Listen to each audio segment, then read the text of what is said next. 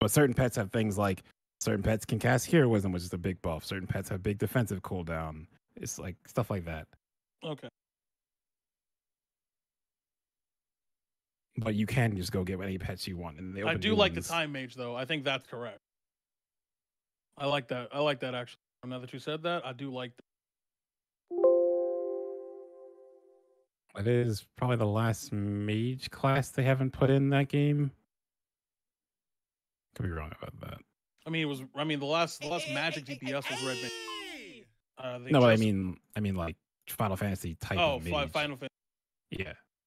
Because I'm thinking, what else even is there after? So they just put a support in, and they put a melee DPS. So yeah, I think they definitely put in a tank. Definitely put in, Magic. It's definitely 2. It's always.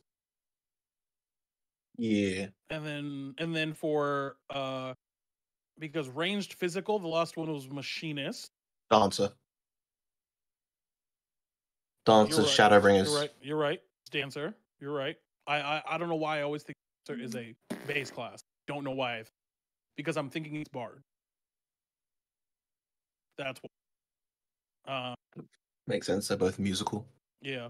Dancer, and then so we're good on that. Melee, we're good on that. Healer, we're good on that. And then tank, and then magic. It has to be. We haven't gotten a tank since Gunbreak. That's cap. That's cap. Dark Knight. That's cap. No, Gunbreaker was after Dark Knight. Oh, okay.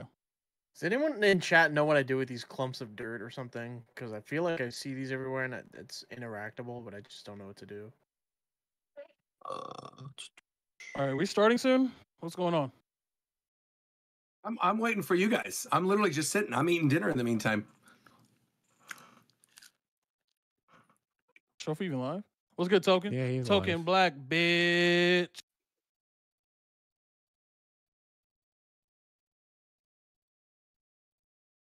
Where's Mike? Oh, I need to change my reactive. Hold on, let me go do that. Damn, that's a whole lot of months. Let me go do that. Hey!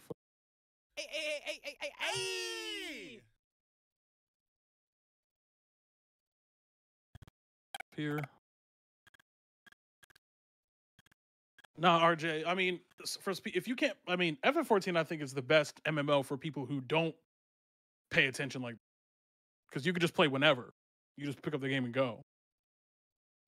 It's not like a game you got to play every day.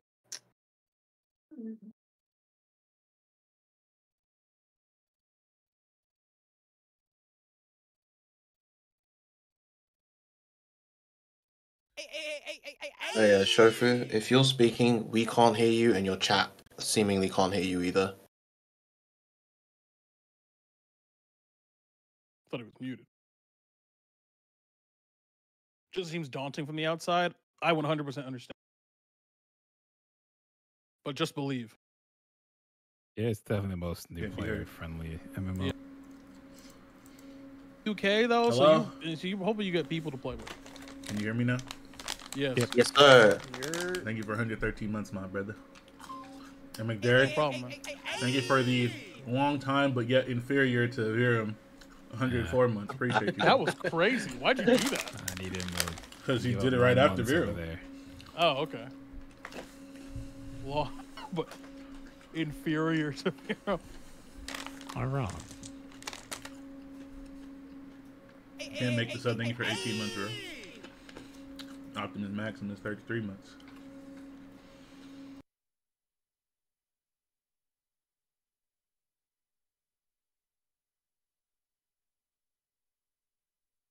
Hold on. So I'm gonna start marking off. So I'm gonna make a thread here in our chat.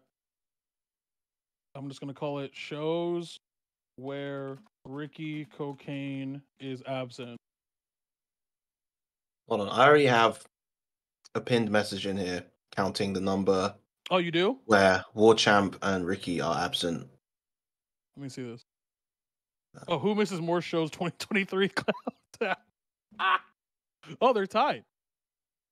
Oh, wait, No, just kidding. Warchamp's has actually 4. missed. War Champ was Yeah. Now it's 5 versus 4. Oh, you're doing it this way. See, I could never do this way. I would just have to put a raw number there. War Champ's at least working this week. He said he Today. was going to pull up on Roger. That's what he said. Yeah, I don't know if Roger's gonna let that happen. Obviously he did not. And I don't What's think happening? War Champ has his laptop. War Champ said he was going to pull up on you, bro. No, he's not. Okay, I'm just telling you what he said, not what he did. What are we talking? You're What are saying we, he's not going to. okay, not happening. I said obviously that did not happen. I'm We on your should look side, at my Ron. Guard plans. Hold up. Yeah, he's Fred. I'm in he's doing jammies. I'm the, not having company right now. the Jammies. world first. Yeah. He's streaming that. But that just finished today, Streaming Zelda. actually. Why can't you have company in jammies? You just finished Tears of the Kingdom?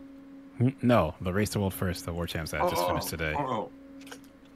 And I said, why can't you have company while you're in jammies? Because I don't want any company while I'm in jammies. I'm comfortable. I'm eating my tacos. I got my margarita. I got my jammies. I'm good. All right. That's all. I just don't want people over. I want to relax. All right. Another thing for 32 months. NC the Beast 50 months. Baba G's 26 months. Let's go.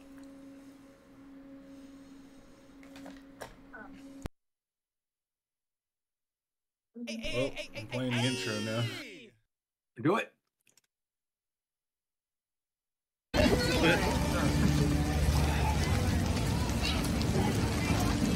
The next episode of the Japan Time podcast starts right now.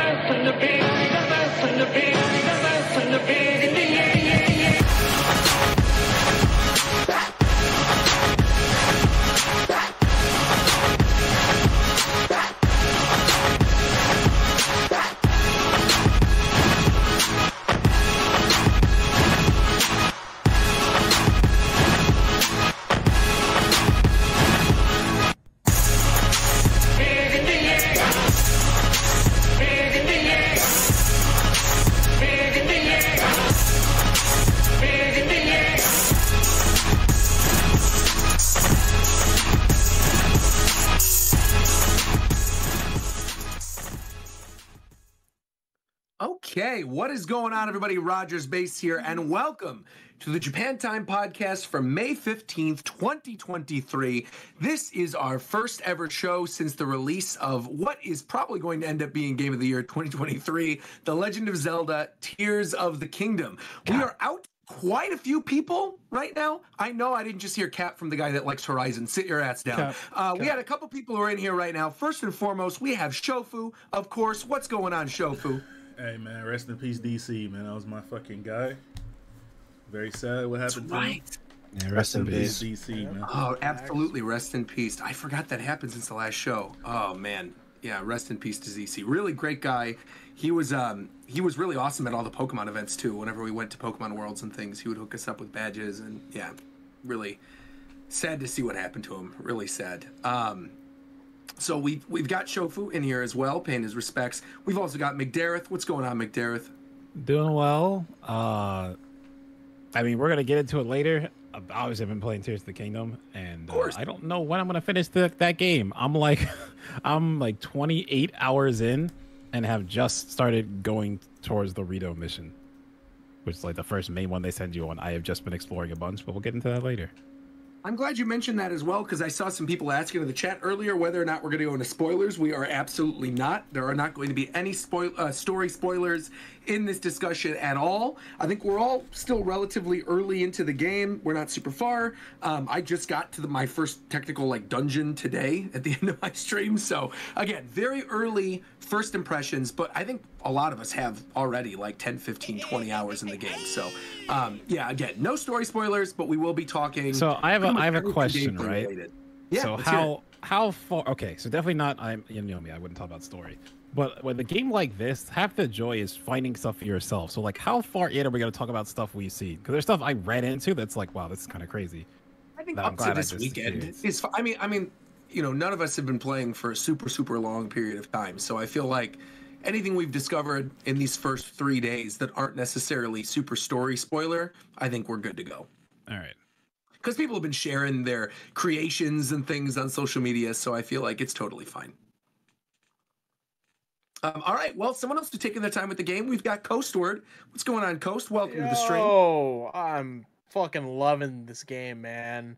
It's bringing me back to, you know, when the Switch first came out in, what was it, 1999? How long ago was this console released? 2016. I'm loving this game, though. 17. I'm loving it. 17. Oh, they were right. It was 17. It got announced in 16. That's right. Dang. See, I thought it was older than it actually was. Which is what I think about Tito all the time. What's going on, Tito?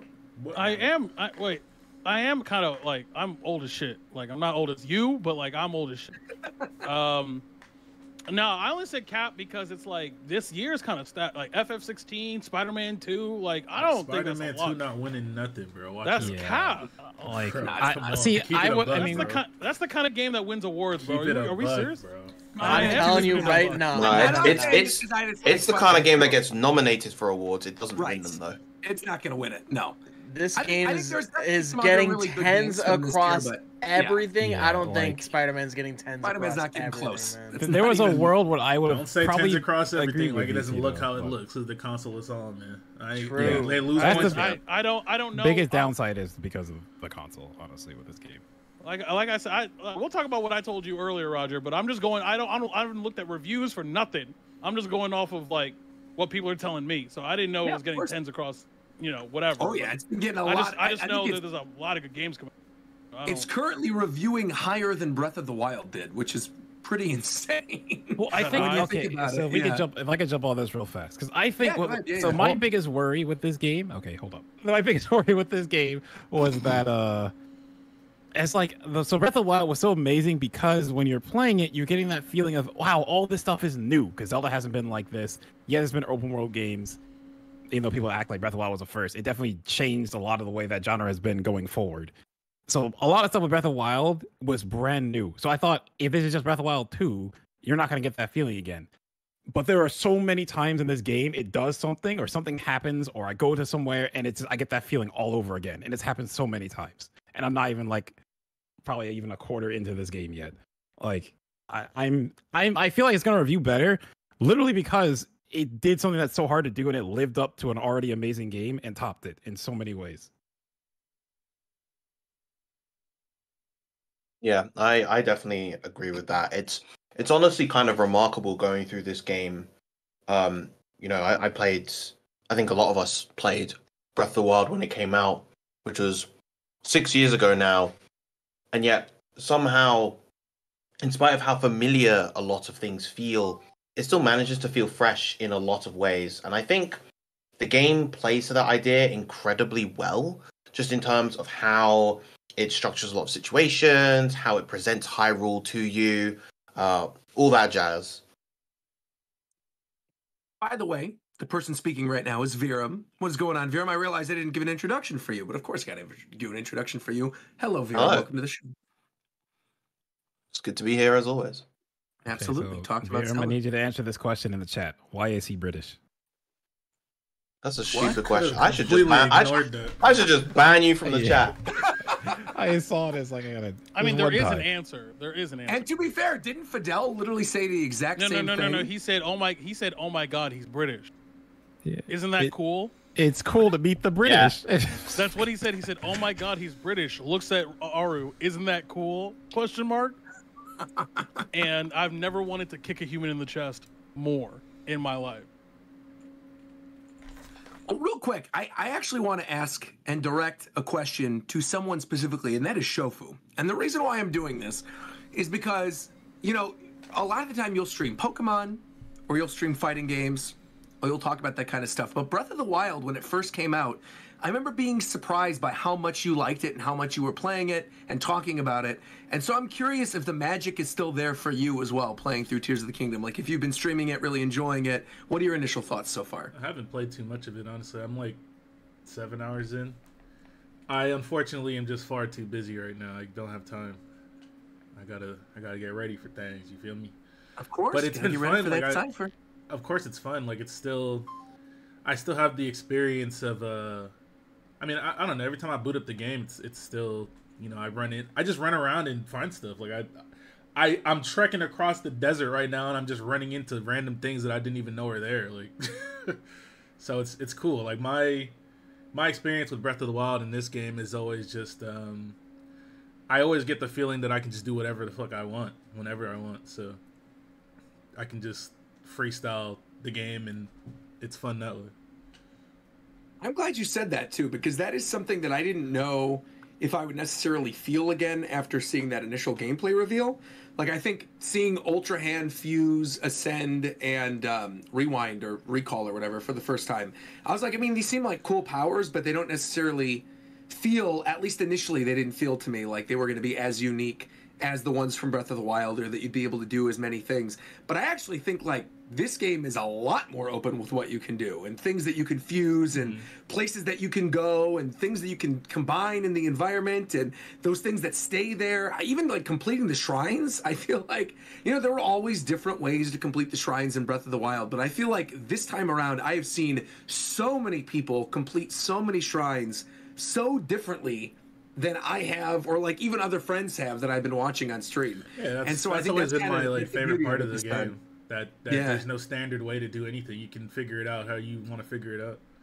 Yeah, and that the game and the tool set is there where you can pretty much do whatever you want at any time. I feel like do with wanna- this, it's go ahead. like, it's just with Tears of the Kingdom, it's been so much more open-ended with the additions they've added that a lot of the things I'm hearing from other people with how they're playing is so much drastically different to what I've been experiencing, and like also across the board from like every other person I've been hearing about. Like, I've heard like a handful of people tell me how they've been playing this game, and each of them are unique on their own and do not share any similarities of how people have been playing this game, which is honestly a feat of its own. It's cool to see a lot of people playing this game how they want to play it, and also being unique in their own way. Because I feel like, you know, we are in a post-Elden Ring world right now when we're talking about open world games. And I did think, after how much I ended up really liking Elden Ring, despite not really playing a lot of Souls games, I was like, man, I don't know how another open world game is going to top this or even come close to this. And yeah, jumping back into the world of Hyrule and like discovering things and solving the puzzles and the gameplay loop of, you know, finding shrines or Korok seeds, upping your stamina, upping your hearts, you know, finding dungeons, discovering things, doing side quests. It's just been so much fun. And the time really does kind of like waste away playing the game in a way that I feel like even I didn't even really feel with Elden Ring. I feel like when I got lost in Elden Ring, it was because I would, you know, kind of lose track of time because I was battling a boss over and over again. It wasn't really like due to the exploration aspects. And I feel like that is where this game so succeeds with the underground, which I haven't even touched yet. Like, have any of you guys even touched the underground? I was gonna Yes. bring that up. Like, A little Yes. bit. a lot of the added on aspect of the game has definitely been the sky section and the underground section.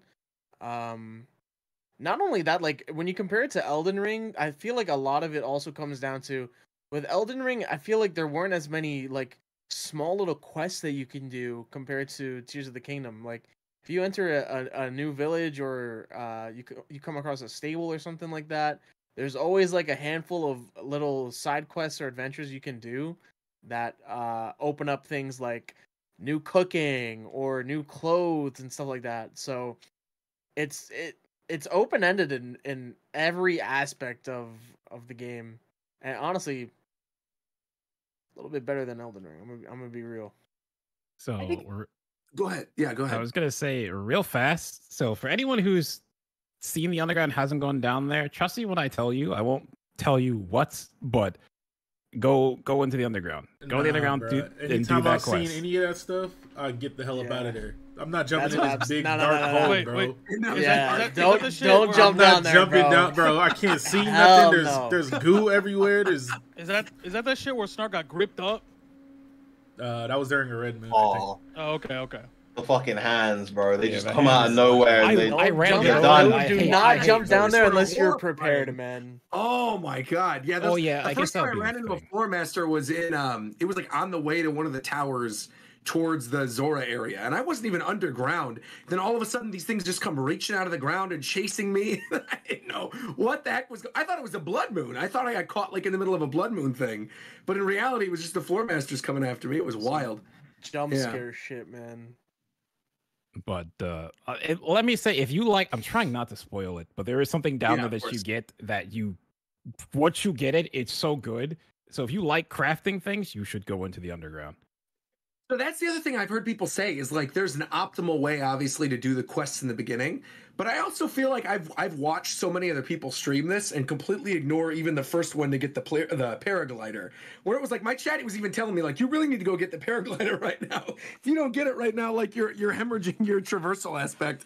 And I loved it though. I really I had such a fun time just jumping from the towers and exploring things and opening up the map, and it's just been so much fun in a way that I really wasn't expecting. I feel like even a couple months ago when we were talking about this on the show, I think we were all kind of excited, but at the same time, it just felt like with the marketing lead up for this game and the things they were keeping secret, Yeah, it really felt like that worry it was going to be Breath of the Wild 2 Yeah, and not something yeah. new. Not Yeah. even. I honestly had a bit of a worry that it was going to be like Breath of the Wild DLC. But even when you step back into the world of Hyrule for the first time after that initial tutorial sky area and you land back on the ground, like even base Hyrule is so different. Like a lot of the towns that you visit again have changed over the years. Like there's certain environments that are exactly the same, but to me it's at least been a situation in which like I've liked recognizing certain landmarks, right? Like I like going back to a certain area of the map and being like, oh my God, this is still here. But it still feels like fresh enough, right? That it's been far enough away from the last time I played Breath of the Wild where a lot of the stuff feels new. And I do wonder if I would have felt the same way had I picked up Breath of the Wild again before this game came out. So I was just going to ask if any of you replayed a little bit of Breath of the Wild prior to the release of Tears of the Kingdom and what that's been like. I completely forgot how to play the game when I turned it on. Same. I had to learn how to play again. I think there's just there was too much stuff coming out for me to even have a thought about playing Breath of the Wild before Tears of the Sure. Kingdom. Yeah, I just know a lot of people who are going through the story quest again and wanting to re-experience things is a little bit of a refresher before going into this. But I feel like, yeah, even with the environments that I've run into so far, it feels like there's more biodiversity, like in terms of the way things are laid out. Not just in the underground or like in the sky areas, but I feel like even in the lava areas that I've gotten to so far, or some of the forests that I've run into, I feel like there's more monsters, like more unique, cool looking monsters that aren't just like the same reskins of bokoblins or elemental versions of the Keese or whatever. I feel like there's a lot more of that. I feel like the environments themselves, like the trees and the different colors, are really, really pretty.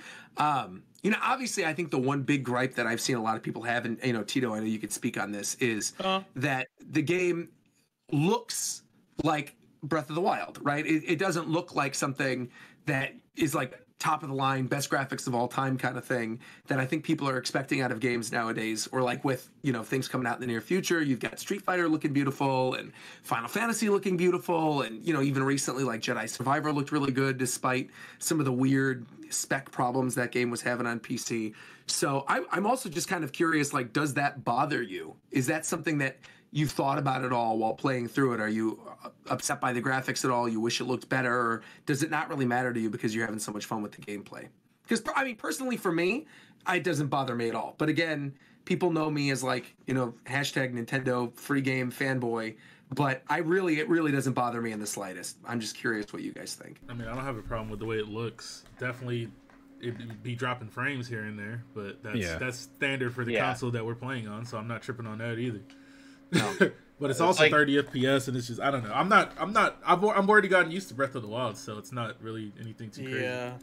Yeah, it's such a large scope game that it's like, I would expect a game like this on the hardware that it's running on to run at 30 FPS. That doesn't really bother me. And like even the times where there are frame drops, it's like sporadic every now and then. It's largely still 30, and I think it definitely still looks and feels pretty good for the most part. And I think it manages to make up for those issues by just having such a nice art direction. I mean, Breath of the Wild was always a sort of um, very visually striking game in the way that it presented its art style. It almost had that kind of. It felt like an evolution of Skyward Sword's art style, in my opinion. And that just holds true for Tears of the Kingdom. And I think even though the game, you look at it first glance and it still looks like Breath of the Wild, I think that's absolutely fine. Why was that mentioned? Because you were talking about how graphically you don't like playing things on Switch. Yeah. It was just before the show started. You had mentioned about how it's hard for you to play games on Switch. Oh yeah, I avoid playing all Switch games in general because I think all of them look like ass. It's really unfortunate. So I just don't play my Switch unless I want to play like Mario Kart. Like, but other than that, and like I just don't. I'm sure it's a fun game, but I just can't do it. I can't deal with the constant frame rate drops. I can't deal with the games chugging on this fucking Nokia brick of a console. Like I'd rather just not do it. Like. To be fair, with Tears of the Kingdom, it's been very rare for me. Like, it's only been in one this is not a Scarlet situation or something. Yeah. I feel like the only time I've ever noticed anything was in dropping from the sky, where there's been certain moments, but I don't even think that's like a frame drop thing. I assumed it was like a loading screen thing, where if you're dropping from like a tower and you're going all the way down to the ground and you dive too fast, that sometimes I'll notice like, not a freeze necessarily, but things do tend to like slow down a little bit. And I assumed it wasn't a frame drop. I just literally assumed it was the game loading up the rest of the world. I feel like that kind of happens in general in situations where you just move a little bit too quickly. So the game is having a bit of a hard time keeping up. That was my experience too. When I was moving too fast or too much was on the screen at once, started lagging a little bit, but in general, it's okay. And just to clarify, performance is not the reason why I'm not playing this game. Like, I don't know, I have to, because people don't listen to every show, obviously. I just don't like Legend of Zelda shit. That's the main reason. You've never been a Zelda person. I just don't like that shit. So that's really it. But I would be more inclined to play it if it wasn't on the Switch. But because it's on the Switch, I'm never touching it, respectfully. I wasn't really a Zelda person either before Breath of the Wild dropped. I tried playing Twilight Princess. Is that the one where you can turn into a wolf? Yeah. Yeah. Yep. I tried playing that one, and I think I had fun, but I didn't stick to it. And then, of course, when I got my hashtag free product Nintendo Switch 2-3 weeks early with the game, you know what I'm saying? That was the only game I had to play, so I played it. I was like, hold on. So that's when I became a Zelda person, when Breath of the Wild. I mean, I'm not mad. I never speak about the quality of these games because I haven't played them, so that would be ignorant for me to say that they're at. I'm just saying. I do also feel like, touching on what Shofu said very briefly, though, I do think there is a section of people that never really played Zelda before, didn't really like Zelda, but now really like this series because of Breath of the Wild. Which is another reason why I think it was so smart that they decided to make the continuation in this world. And like, not only can you see this just in terms of like anecdotal evidence, but like this is something that I don't know if did we touch on the new Nintendo financials on the last episode? Because I know it's been a couple weeks because we had a break week. So essentially, Breath of the Wild prior to this was the best-selling Zelda game of all time. Like, and not even close. Like, by a significant margin, it was the best-selling Zelda game of all time, with nearly 30 million copies sold. And again, I think that's a testament to you don't necessarily need to be a Zelda fan to enjoy Breath of the Wild. It very much feels like its own thing. Not to say that the core DNA of the franchise isn't there, but like again, I think there's a lot of people who never played one until it's the least Zelda game. I pulled up to Breath of the Wild with not a obviously I knew who Zelda and Link were, and I knew Ganon because it's Smash and stuff. Yeah, I knew the basics, but I didn't know a single piece of lore from any Zelda game ever when I pulled up to Breath of the Wild, and I played that game for 25 hours the first time I booted it up on stream. So I I agree with like, you. Yeah, I'm sure. Like I said, I'm sure that it's like it's a lot of reasons why I don't play the game. That's why I don't like it's a lot of reasons. Like it's on the Switch. I don't like Zelda in general. I hate silent protagonists. I can keep going. Like it's just so I just don't play it. But I'm not gonna sit here and say this game ass because I haven't played it. That's really all it is. Of course. I guess I'm glad my friends are having fun. I'm glad my friends are having fun. No, I seen somebody say the $70 price tag is the only gripe everyone can agree it was on. 70, really? I don't agree with that because there's an astronomical amount of content in the game, and that's not the standard for games. There's way more content in that game than probably most games ever. So I paid $100. I think we even had this exact discussion on the show a couple weeks ago, didn't we? Because we were talking about the old. They got to start charging for how much content is. Why is Smash Bros. $60? And I always say that Black Clover game is $60 too, bro. He always brings up because that game is fucking caught.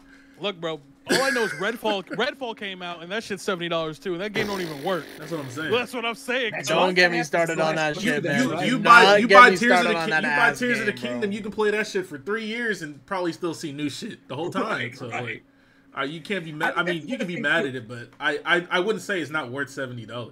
No. I think the other thing, like we brought this up on one of the previous shows, I think people also tend to forget like how expensive games were when we were growing up.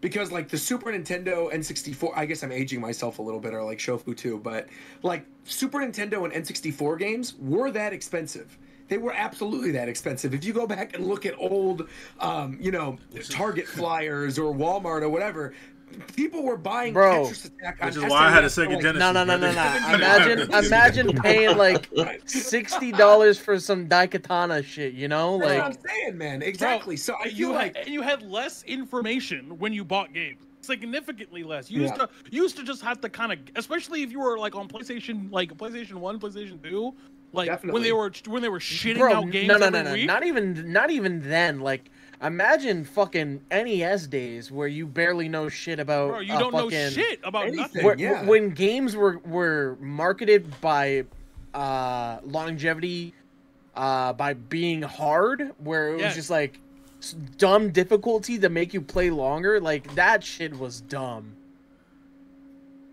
I mean, that's all you had to go by was artificial length because they would just make the game way more than it needs to be. Yeah. All right, man. Yeah. But again, I understand people getting mad though in a situation where it's a game that, like Shofu brought up, like the Black Clover game. It's a really good example. No, the people who are mad, get your money up. No. That's definitely a normal thing to be mad about. Yeah. No, something being more expensive out of nowhere is definitely like not something that people. It's not necessarily out of nowhere. You know what I don't mean that. I don't mean that literally. I'm just saying like the standard game is $60 and now this one's $70. It's definitely like. In order to keep your money up, you have to spend smart, right? So even if you have a lot of money, you still don't want to spend $70 on something that you're going to play for 2 hours and say it's terrible, unless you're stupid. But for the most part. We've talked about like pricing in video games for literally like 2 years. Like it comes up every we always come to the same conclusion. Like it's all about value. It's all about whether or not you think you can get $70 worth of. I know you're gonna buy the game or you're not gonna buy the game. Is it worth it to you? That's for you to decide. For me, this game is $70 easy. Bro, so like for me, like I forget how much is Darkest Dungeon 2. This game just came out. And it's $40, bro. I'd pay $60 for Darkest Dungeon 2. Right. The game came out on the 8th. I'll tell you right now how many hours I got. I got 17 hours already. And I work like just this. Like it's just all about value. If anything, I say pick your games more sparingly if the cost is going to upset you that much. Don't spend money. Don't spend money on dick ass games that you don't care for. Talk that fiscally responsible shit. If you have a problem with game prices are going to rise. It's inevitable. Of course, you adjust accordingly. The one that I'm always surprised by, in terms of like how expensive it is versus how cheap it is, I'm always surprised that Cuphead with the DLC is $20. That game, I would happily pay $60 for Cuphead. But that's because it takes the average person. Games. Yeah. It takes the average person a while to beat that game because obviously there's a learning curve. course. But if you really look at Cuphead, that game is like 20 minutes long. Oh yeah, you're in and out real quick. So they can't But I guess they can't the in good quality- faith charge you $60 for a game with not that much No. content for it. I think for me, it was always just like being blown away by the quality of the animations and the music and how much production value's in there. Like, I think Hades is another really good example. Hades is like $20 too, and that game you could just sit and That's a play. $60 game minimum. Oh, easy, yeah, Easy. Yeah. Well, actually, no. I don't want to segue if y'all still talking. Keep going. No. I mean, it's same topic. I guess. I bet. No, I was gonna if we switch wanna off bring of it Breath of back. the Wild. So you go. Okay, so let's stick on Tears of the Kingdom for a little bit. Yeah. A couple other things, real quick. One, because I noticed she's in the thumbnail image for this week. We have Purra. Bro. Did people just not play Age of Calamity? Like I'm. Bro. This assuming is not her people design in didn't Age of play Calamity. I did This not looks finish that exactly game, like bro. her. No, it doesn't. It's not. It's not at all the same. It's completely Wait, different. could you link me? Let me see this. Regardless, I do not get the hype. I don't get why I she's don't- It's crying. I don't because get they it. didn't expect her to I don't look get it. like that after she took them ugly ass glasses off, man.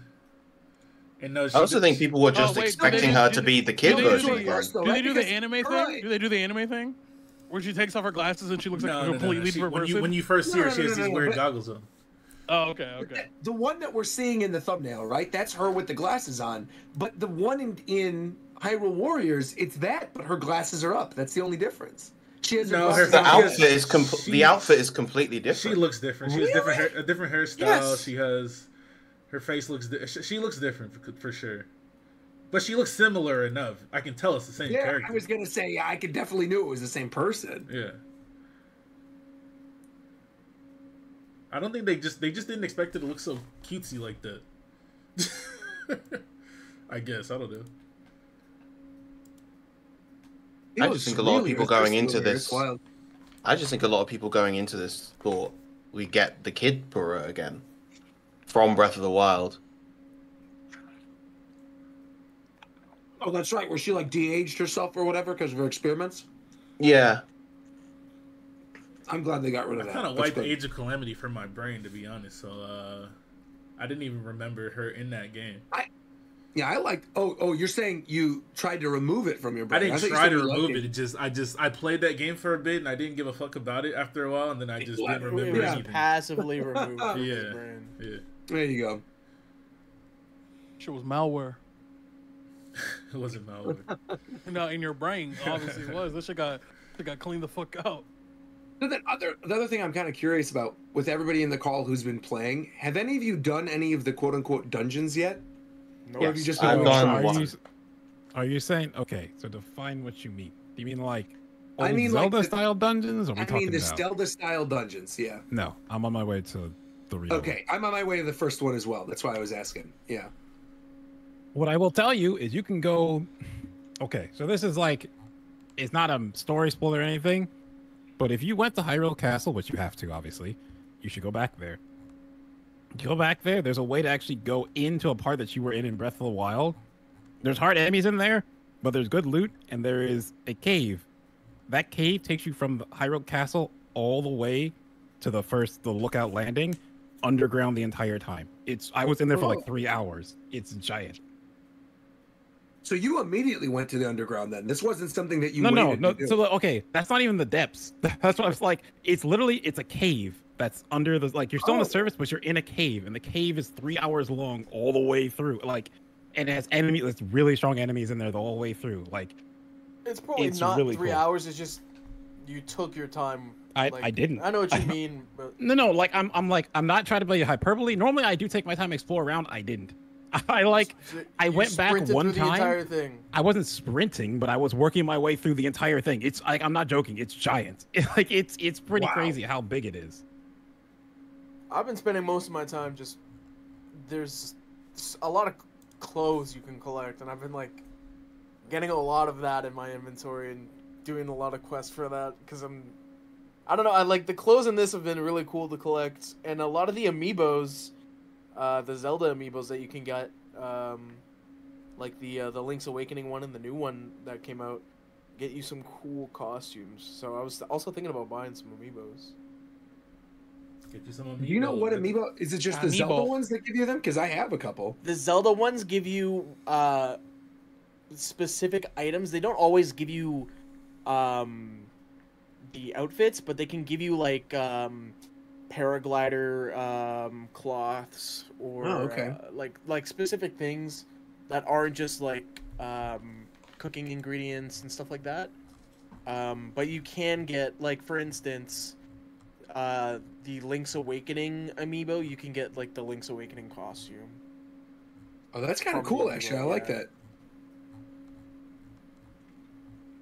I know there's definitely ways, though, to get... Because I remember that being an issue with the original Breath of the Wild, and this is one, I guess, very minor spoiler, so just keep that in mind if you really don't want to know anything, like skip ahead 2 minutes. But I've heard that the Majora's Mask that was in Breath of the Wild that was previously, like, tied to an amiibo or something is now available via fighting a Lionel in the underground. Yeah, you like, can get it, but it's like a not super all difficult fight. Not Oh, all of that's the cool. costumes are locked through the amiibo. You can get them. Yeah. You can still get them in the game, which is a cool thing. Yeah, it's not like excuse me. Yeah, people were saying the Majora's Mask was DLC, so it's not like exclusive. Basically, it's something that you could just get in the game. They popped it in there, which I actually But think the is pretty amiibos cool. just make it nicer. Yeah, that's awesome. That's great. Okay. Honestly, they should have done that before. I don't know. Yeah. I know why they didn't do it before, but I think that's great that they're actually doing that where you can get the stuff. So one thing I'll say, speaking of super hard enemies, so like Lionels used to be like the pinnacle of Breath of the Wild because like the overall boss, like sub bosses, weren't really that special. They weren't really that hard. Yeah, there's one that I found and fought and beaten. This is pretty crazy. Dude, while I was streaming, I was talking about how, like, sometimes I would randomly like turn corners in some areas, and there'd be this giant like boss monster, and I'd just be taken back. I was like completely unexpected, and then I was sitting like just in a field, and I was thinking to myself, man, I haven't really seen any Lionels, whatever. And I was thinking, man, they might have removed them or some shit like that. And then literally as I finish that thought, I see a Lionel pull up on me and just body me. I'm like, well, okay, I'm getting this old experience now. Yeah, the first Lionel I fought was in the depths, and I had 3 hearts. So it was because like literally I did that pit Royal Palace secret entrance, whatever it's called. And then I went into the depths. I had 3 hearts the whole time, and like I went all the way to the bottom edge of the depths, doing a whole quest line down there. Did you get the like? I want to ask you stuff about the depths, but like I don't want to spoil any. Is it really a spoiler? So it's like ability AB, right? You're asking about that? The what? Okay, but no, you're not probably not what I'm thinking. I didn't hear you. AB, ability name with the initials. No, AB. it's an item. AB. Like I'm trying not to spoil it, but yes, go into the depths. I know what you're very talking good. about, but Yes. no, I'm talking about something else, and I don't know if you've I have gotten no item. idea what you're talking about at all. There So- is if you go to the Hyrule Castle in one portion of it, near the docks, there's a really cool item you can get from a chest. I think I know what you're talking about, but I haven't been there yet. Yeah. But I I will remember say that one from thing- the original game. So I think I know While you brought that up, one thing that I got that was really cool, that I was just curious, and I wasn't streaming it or anything when I did this. I was just like playing off camera, relaxing.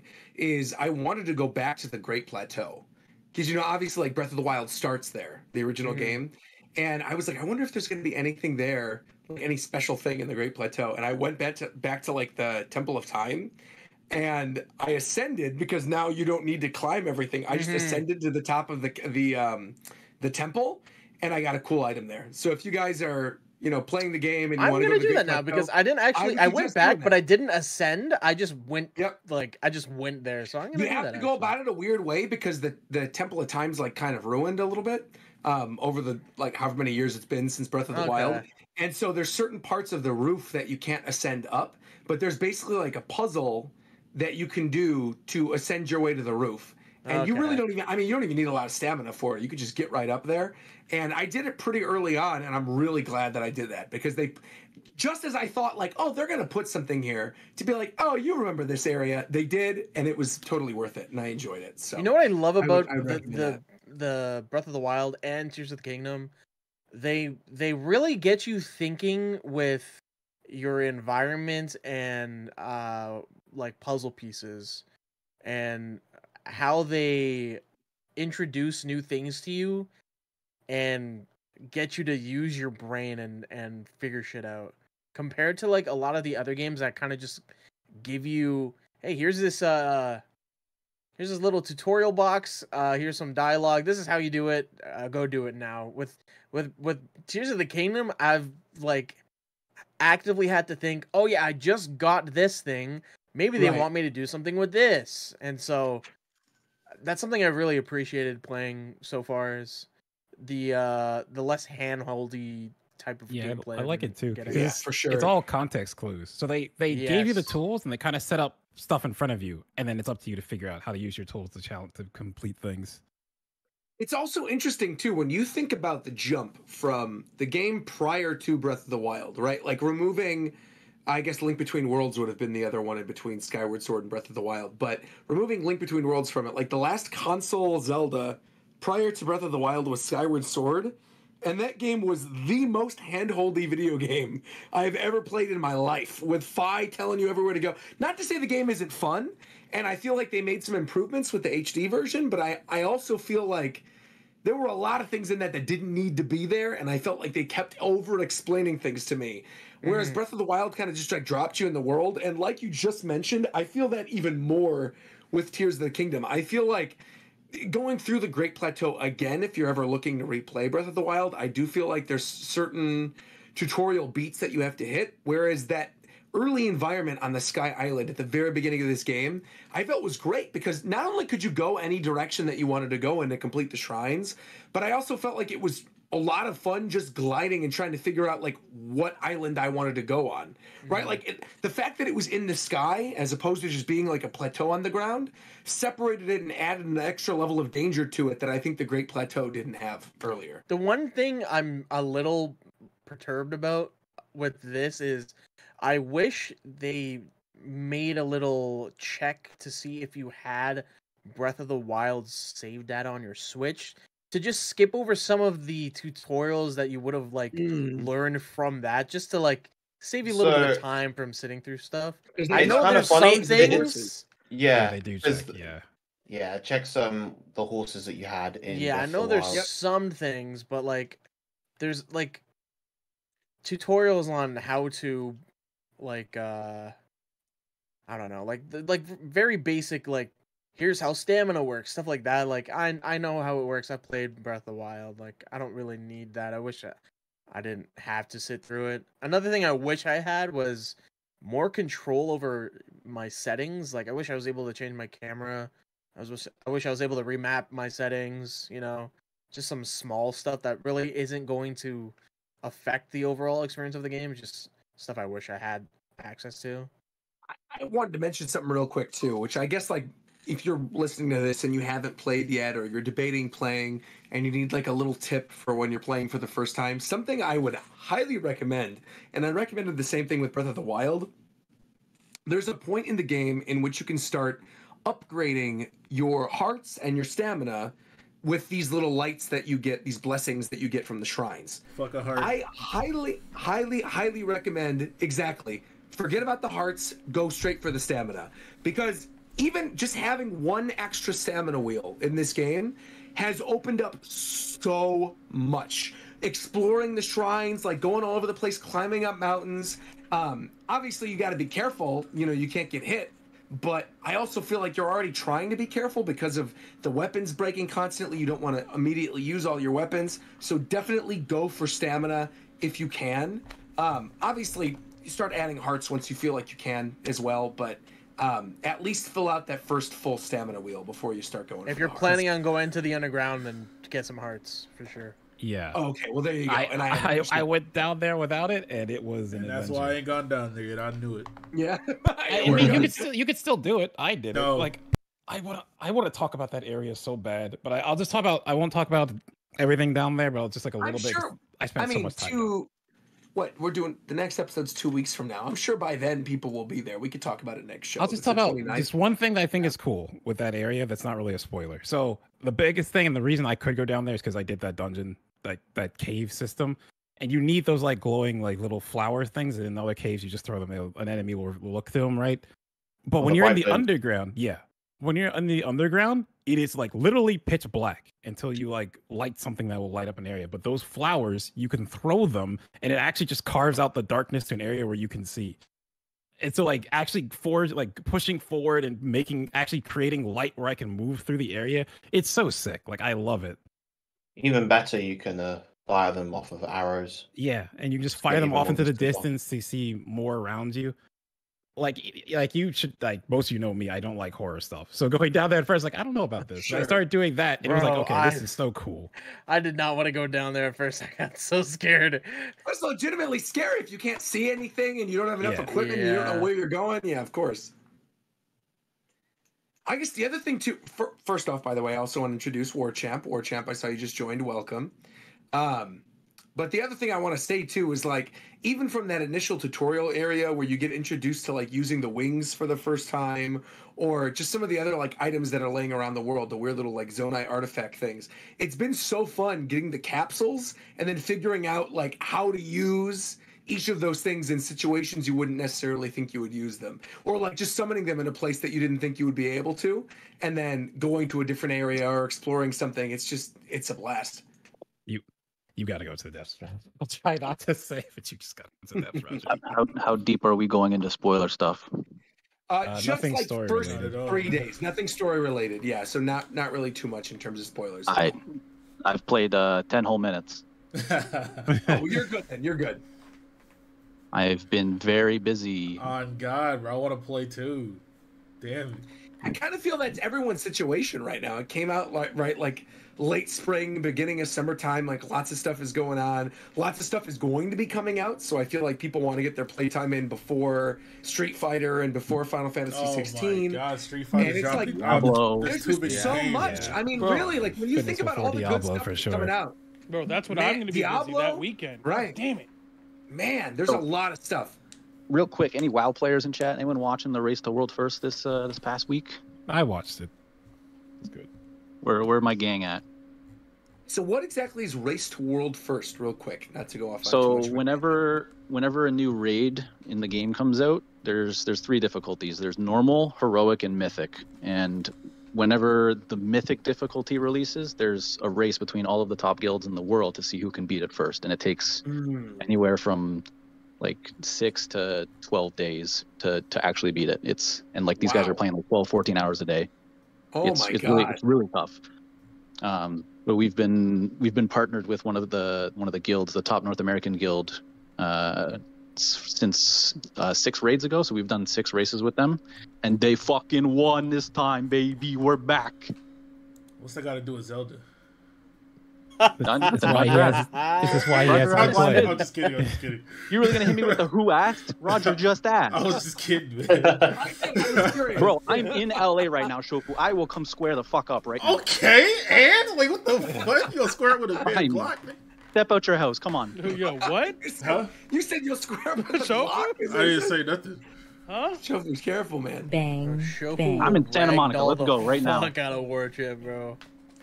Okay, see, that's the thing you don't understand, though, Warchip. Not to dox our locations, but, like, Santa Monica is not where me and Shofu are. Like, we're far. You can't just, like, suddenly show up here from Santa Monica. You nothing is far. There's just traffic. Bet. Okay, but it's traffic. You're right. It's not far, but you'd have to plan. I got Uber and deep pockets. Ooh. Okay, all right, talk to him then. No, but for real, I'm here until Friday. Okay. Friday's good, though. We'll keep that in mind. Going back to Nintendo World with sunlight. There you go. Dude, I have my wristband. I'm actually down. I just went again. Yeah. I went last. Roger's been 45 times already, bro. This shit is crazy. Okay, let's go for all. That's only been every time I get on Instagram, I see Roger. Roger's been there at least 10 times minimum. But Shofu, you better not be going back with without a damn wristband, bro. We were suffering out there, bro. Oh yeah. Speaking of fucking Nintendo World, not to detract, but we watched a video. Oh my God, bro! We watched the video of all the food they got in the Japanese Nintendo World, bro. They're shitting on America, bro. We are getting shit on. It's not right. It's really not right. I will say one quick thing. that differed from the first time that we were there. They had these weather. really good boba drinks, well, the weather too, but the boba drinks that they added that are outside the park. So there's basically there's like a Peach, a Luigi, and a Mario boba drink that they added. That's right outside before you go through the warp pipe. It is really, really good. It was easily the best thing food-wise that they had there. I only had the Luigi one. I haven't tried the Mario or the Peach one, but the Luigi one was like a green apple one. I'm telling you, it was telling delicious. me it was better than the half a bell pepper sandwich? So you tell me it was better than the half bell pepper sandwich. No. There's no way it was better. It was no way it was better than my cold ass garlic knots, bro. There was no way it was better than my frozen ass garlic knots. They put 5 slices of green bell pepper on your burger. The second time that I went there, I remember you telling me you were like underwhelmed by the garlic knots, the cold garlic knots. And the second time I went there, I just went really quickly for lunch. Like, it wasn't even a full visit. I just went to go see a couple friends that were in town. Bro pulled up for lunch. You going to Nintendo World for lunch? You for lunch? Nah, you're different. You're different. You're different for that. That's crazy. Fucking wild. One, That's it's down great. the street. It's down the street. 2, I got an annual pass, so I can go whenever. It's not There's like the I'm not flex, paying as for it. usual. Yeah, God damn it. yeah. bro. It was just a matter I'm of just time. saying. It was just a matter Just of down the time. street, I got an annual pass. I can go whenever I I want. can go whatever I want, bro. What I'm is close to this? Nintendo I'm World whatever I trying to want. flex. Unlike you poors, like I get it. Like, You guys asked him for that one. That's not his fault. But It what is. I wasn't. I didn't what ask him. I said you went for lunch. The second- Either way. The second time I went, the second had to time I justify went, it. I will say, in defense of the garlic knots, not only were they more garlicky, they were not cold. They were okay, good. so they're racist. Got The it. All second right, moving time. on. Whoa. They could be. Got it. They could very well be racist. I don't know. Oh my You're Just right. God. saying, They like, could this is be. the, I'm just not making. sure. I have enough information. I mean, you know as well as I do. I have no idea. I do not know the Yeah, I'm employees saying, who I'm work at the kitchen. I'm just They saying, very like, well could be. Well, they I know don't me, I guess. Look, man, your Yeah, shit was well, just I'm not sitting out for a sure. while, Tito. It was nothing personal, man. Nah, My garlic knots were But cold also, too. though, I don't wild give a thing For was real, when we went to Nintendo World, the line to get into the restaurant was like an hour and a half. And was when I bad. made my reservation and I went for lunch that one time, I was in and out in 25 minutes. This is a flex Yeah. again. Because everybody knows the food is trash now. It's not a But surprise this anymore. maybe it's that.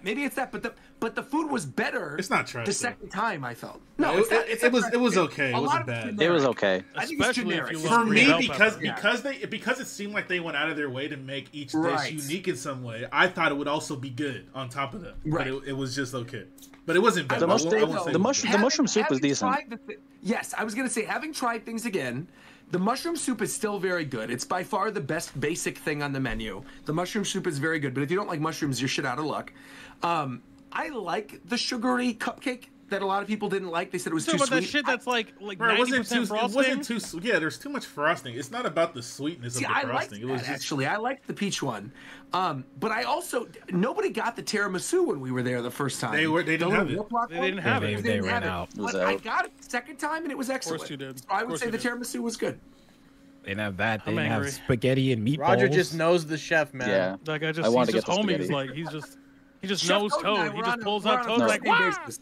The Yeah, the right. mushroom soup was like legitimately good. The burger was just a burger. It wasn't bad. It was just a burger. No, it was But fine. the mushroom Yeah, it was soup was fine. good. Okay, but No, that no, no, Luigi no, no. burger though. No. Shofu didn't have a burger. He had a green bell pepper sandwich with a side With of chicken. beef I patty. wasn't the only one that got that sandwich. Or bro. whatever the Wasn't even a fuck he beef patty. got. I had the same one. Yeah. Yeah, I had it as well. I did. And there It's was literally legitimately a half there was a bell pepper legitimately a and grilled 2-inch chicken. slice of fucking That's it. bell pepper on my sandwich, bro.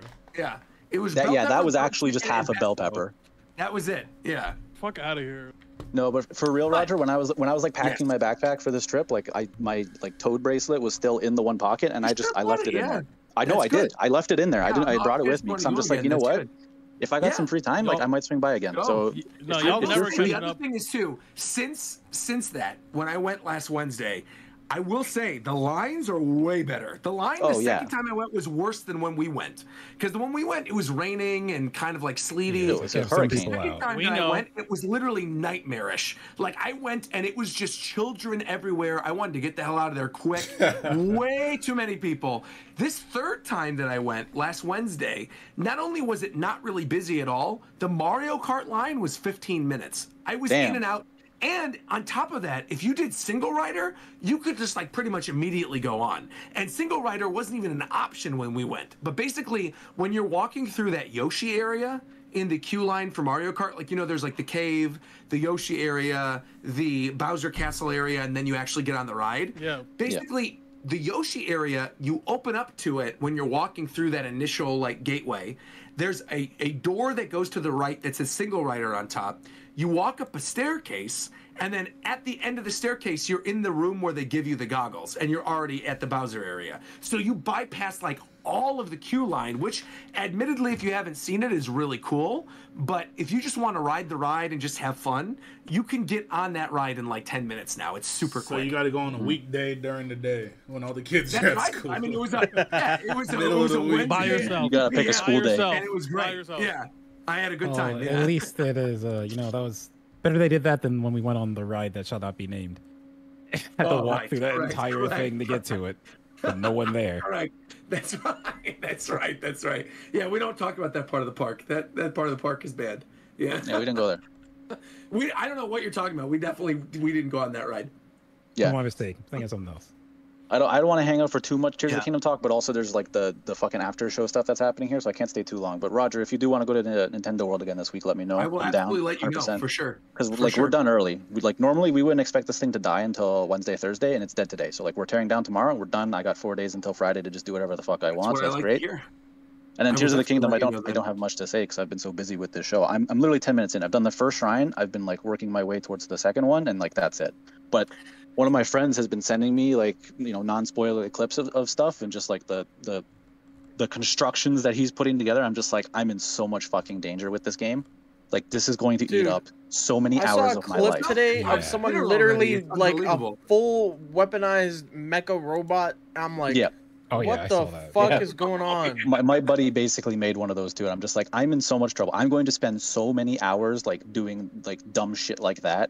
Like there's going to be some puzzle that requires me to make like a fucking boat out of like a log and a sail or something. It's going to be like a 5-second affair, and I'm going to spend 3 hours constructing like a fucking yacht that's like motorized or some shit, just because like my brain's just like, challenge. I saw someone do. I don't know if you guys saw this. There was a tweet where a guy made a literal Trojan horse, where he built the horse and then he like set the thing off, ascended to the inside of the horse, and then busted through the gates of like one of the enemy strongholds. It was so cool. Just type in Trojan horse. You know what? You'll find it. It was so good. Let's not ignore the elephant in the room. We've all seen Firecock Monster, right? Hey, yo! Of course. The fire appendage guy. Yeah, for sure. I haven't seen this. Way to spoil it. You won't find it in the game, by the way. No, it's not. Someone made it. The other thing I also find fascinating is the internet's obsession with torturing the poor little Koroks. No, like, that shit's so fucking funny. They're crucifying the Koroks. That shit is so fucking funny to me, though. Music, like. They're getting their medieval torture devices going on and just fucking ruining these Koroks. Poor little baby Koroks, man. Bro, no fucking way this guy did this shit, bro. Oh, are you looking at the Trojan horse thing right now? Why did he even do that? It's so good, For man. what, bro? Yeah. It's one of my favorite things is someone like, so there's like springs that just go up and activate. I was like, what can I really use these for? So I launching someone. Someone used them as shocks and put wheels to them and actually was riding a cart over rocks and stuff. It's like, that was so cool. This is what I mean. I'm in so much danger for shit like that. I'm the stuff I'm going to construct. I'm gonna dump 1,000 hours of this game. I can already fucking feel it, and I'm terrified about that. The other thing is too, real quick, like in addition to all the stuff that you can construct, like the little Zonai devices, again, like the fire emitter or the laser beams or something, that just adds a whole nother level to it too. Because I feel like you then make this robot and you can have laser beams coming out of its hands that are activated via a switch that you just hit temporarily, fire coming out of its mouth, or, you know, the appendage or whatever coast. You have this thing walking using like the fan. I say, bro, out of its fucking cock, bro. Hey, yo. It's really, really wild that people are already coming up with after like 3 days. So I'm not surprised. I am not surprised after the first day of Breath of the Wild being out, with people showing their clips of their movement and what they were doing on enemies and all of that. Imagine what this game's surprised. gonna look like in 3 months, bro. People it's gonna be nuts. It's gonna be insane. Something simple, but it's actually really good. So shield surfing's obviously still there. You can put a minecart on your shield, and when you shield surf, you'll ride on the minecart's wheels. Yeah. So What I've been doing, That's I've sick. been doing is I've been putting springs on my shield so that I can shield jump with the spring to get over like things I'm not supposed to be. Oh, that's kind of cool. That's a good Actually, I one. like that too. I just recently saw that you can put a rocket on the shield, and he'll just fly Yeah. up with the Yeah. rocket. that's fun. Yeah, this game's wild. The thing that just like freaked me out more than anything, it's such a basic weapon that you can fuse, but it's something that's caused me so much pain in some of the early shrines that like I had to have one for myself, is when you find one of those long stick weapons and then you fuse it to another long stick, it creates the long stick, and it reaches all the way across the map, and you can hit stuff without even getting remotely close to it. And there was one dungeon that I did that was essentially like, or not a dungeon, excuse me, a shrine, that was essentially battle bots, where you can attach things to these little battle bot things that chase after other things. And there's one enemy that's in that construct shrine that has that long stick, and I let my little battle bots roam free. They had fire emitters on top and laser beams and the little the spike balls, and they were attacking stuff. And then all of a sudden, out of nowhere, this dude would drop down from the ceiling and hit me from literally across the map. And I'm like, how the hell is he doing this? And I pick up his weapon at the end, and I saw, like, you know, because it tells you, like, what you need to fuse together to get the other thing. And I was like, this is so basic. I could make tons of these. So now half my equipment was just long sticks, and I'm able to just cheese my way through pretty much every fight at this point. Oh, my God, those that dungeon was a struggle. This is like the Zelda special too. I saw someone complaining about this, and someone was just like, "What do you mean? This is every Zelda game. They make the normal one, and then they make the crazy one using like the same engine and stuff." Yeah. Yeah, you could tell with just the amount of stuff in this, without trying not to spoil your words, with the amount of stuff, you could tell that like from Breath of the Wild, they built as a crazy game on top of it. Now they don't have to Yeah. build the base game. Yeah, like Breath of the Wild was There Zelda game with is- physics. Tears of the Kingdom is physics game with Zelda. There is one thing about this game that I really dislike. Let's hear it. They added more Koroks for you to find, so you have to my get God. additional. Wait, there's Koroks. more than 900. There are apparently 1,000 now. Okay, yep. What? Not doing that.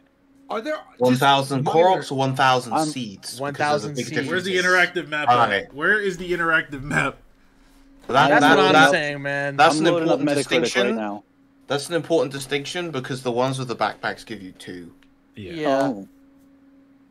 Well, how many have backpacks? If it's less than There's 50, a lot of them. I To see be Why fair- is it a lot to be different? fair, So far. I've been finding more of the ones with backpacks on than I have Yeah. like single ones. So That's how they got away with it. I am It's like, oh, curious. you got two for are this there, one. Just because I haven't been there yet, are there Koroks in the depths too? No, thank goodness. Okay. Okay. So Unless just I literally sky- have not found them, no. Because Where's So it's just the interactive map, sky and bro. then the surface. I know Yeah. it exists. Where is it? I'm sure it's got to be up there. We're getting into danger territory for me now. Yeah. Well, I think we could stop it there. We've talked for an hour already. I About mean, Tears of the yeah. Kingdom. I mean, I can't Yeah, stay long anyway. So if you guys want to keep going on Zelda, Yeah. you can.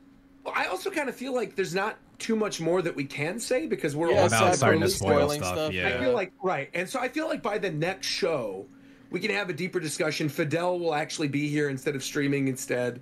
We'll have stuff to talk about regarding Tears of the Kingdom. So stay tuned. Obviously, we'll have more, but I should be kind of farther do into want to it. move on because we've already had an hour, and there's a lot of news that happened in the past week. Like a lot of news.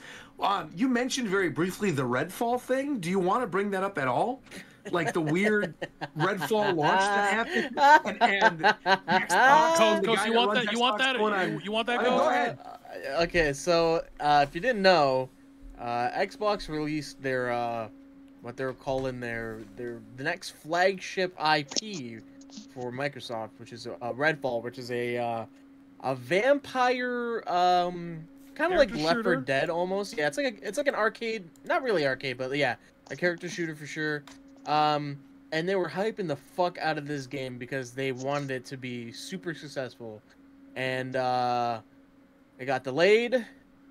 And then more news came out where it was being locked at 30 FPS, and a lot of people did not like that. Oh, and boy.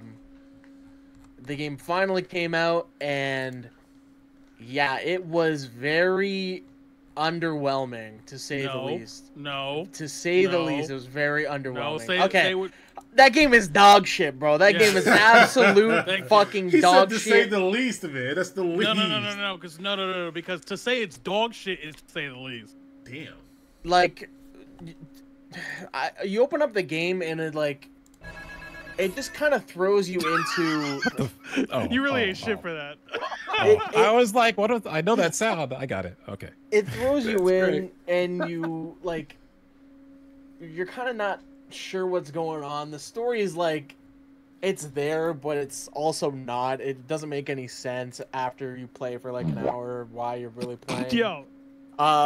There's a lot of technical issues, game crashes, stuttering, frame drops, glitches, character clipping, shit guns don't work, AI is terrible. It's it's really bad. And to top it all off, the gameplay itself is really just too simple. There's no creativity to it. For like this game, the more I'm explaining it, the game actually is just really fucking terrible, man. No, it's okay. And you know what the crazy you know what the craziest thing is? The craziest thing is there's 4 playable characters that you get at the start. But if you buy the Redfall expansion pass, you'll get 2 additional ones soon and more to come. But besides that, each character has its own progression system. So if you want to play as a different character after playing as one for 6 hours, look, you gotta play the entire game from the start. It is one of the worst. So me and Mike were playing it in co-op, and we were just in silence, man. We were just fucking playing. It's bad. I bought it, right, and hadn't booted it up yet. And then I was so I watched a bunch of these daytime streamers, right? Because that's when I'm awake. So I was watching Co play it, and Co Carnage is a very chill guy who rarely says anything is trash. He's just no, this isn't for me. There's some problems with it. He's very he was this game is unplayable. So so I was like, what? So I watched him play. The AI of this game, and I can say it having played Cyberpunk, is the worst AI of any enemy in any game I've ever seen. You can play it on the hardest difficulty, and it's still piss easy. And it still doesn't work, because what will happen is that you'll walk up to enemies, and if they miss you at a certain angle, they'll just stand there and just ignore you. Enemies will shoot randomly because they have no idea where you are relative to them if you're far enough.